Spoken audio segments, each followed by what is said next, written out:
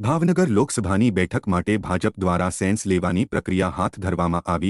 ભાજપના પ્રદેશ નેતાઓ ઝવેરીભાઈ ઠકરાર, માનસિંહભાઈ પરમાર અને હેમાલીબેન બોઘાવાલા સેન્સ લેવા માટે હાજર રહ્યા। ભાવનગર અને બોટાદ લોકસભા મત વિસ્તારના આગેવાનો સાથે યોજાઈ બેઠક। ભાવનગર લોકસભા બેઠક માટે હાલ જે નામ ચર્ચામાં છે તે જોઈએ તો હાલના સાંસદ ભારતીબેન શિયાળ, મનસુખભાઈ માંડવિયા, મહેન્દ્રસિંહ સરવૈયા, ભાવનાબેન મકવાણા તથા નીમુબેન બાંભણિયાના નામો ચર્ચાઈ રહ્યા છે। જો કે ચર્ચામાં નથી તેવું નામ આવવાની સંભાવના પણ નકારી શકાતી નથી।